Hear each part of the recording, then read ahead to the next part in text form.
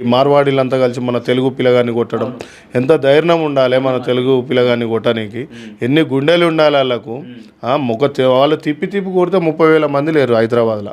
తిప్పి తిప్పి కొడితే హైదరాబాద్ కాదు తెలంగాణ ఓవరాల్ స్టేట్గా 30,000 మంది లేరు, నియోజకవర్గానికి కొంతమంది ఉండరు. ఎంత బలుపు. మళ్ళీ ఇలా మరాఠీలు మంచోళ్ళు, వాస్తవంగా కూడా మరాఠీలు గప్చుప్ బండ్లు పెట్టుకుంటారు, ఏదో కాయ కష్టం చేస్తారు, 2 ఏళ్ళు పని చేసుకొని వెళ్ళిపోతారు. వాళ్ళ ఇష్యూ కాదు ఇక్కడ. మార్వాడీస్ అనేది ఎంత బలుపు ఉంటుంది అంటే వాళ్ళకి సపోర్ట్ చేసేది మన సన్నాసులే, మన లీడర్లే. ఎవడో ఉండడు, ఆడో కార్పొరేటర్ ఉండడానికి ఇంతో అంతో సెట్ చేస్తారు. వాళ్ళు భయపడి ఆడు వీళ్ళు వెనకంగా ఉండి పోలీసులతో వాళ్ళతో నడిపిస్తుంటాడు.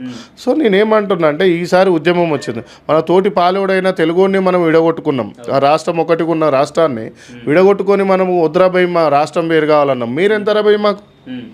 ఇలా నేను ఒక మాట అడుగుతున్నా, మా ఓన్ మీద చేయబడ్డాక మీరెంత? ఇలా బీజేపీ వాళ్ళు దానికి ఒక్కాసు పలుకుతారు, కమ్యూనిస్ట్ వాళ్ళు బండి సంజయ్ అని అంటుండు. కమ్యూనిస్ట్ వాళ్ళు అంతా కలిసి ప్లాన్ చేసి అరే దెబ్బ పడ్డాక కమ్యూనిస్ట్ వాళ్ళు ఎక్కడిది రాబోయ్? గద్దారన్న విగ్రహం నంది అవార్డులు ఇవ్వద్దన్నావు. మనం మాలమాదిగోళ్ళని మా సామాజిక వర్గం మా బిడ్డల్ని, మా బహుజన బిడ్డల్ని, ఎస్సీ బిడ్డల్ని ఓట్లు ఎందుకు వేయమంటారు రాబోయ్ మీరు గద్దారన్న సామాజిక వర్గాన్ని? ఇవాళ ఎన్నో అవమానాలు ఇవాళ బీజేపీ వాళ్ళు లేని స్విచ్లు పెడుతున్నారు.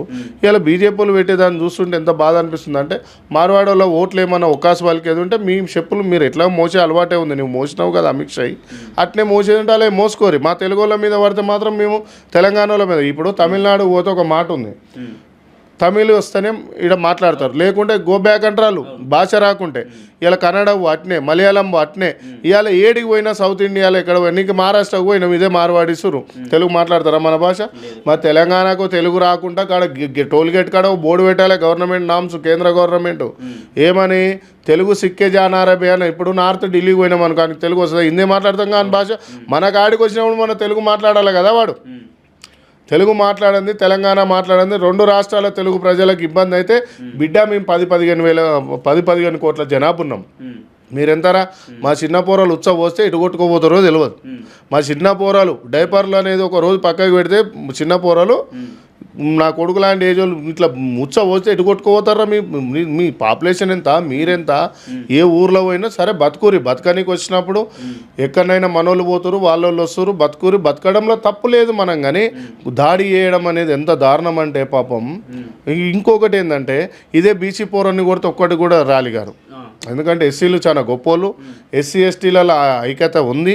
ఎస్సీలు అంత గొప్పగా ఉన్నారు కాబట్టి, వాళ్ళు అంత చైతన్యం ఉన్నారు కాబట్టి అంత తొందరగా అయింది. బీసీలను చాలా మందిని కొట్టిరు బేగం బజార్లో. ఏ బీసీ నాయకుడు ఆర్ కృష్ణయ్య అంటే పోలే, ఇంకోటి లోటపీసుగా ఎవడు పోలే. ఎందుకు అంటే బీసీలలో ఐక్యత రానికి నేనే తీసుకొస్తున్నా దీన్ని.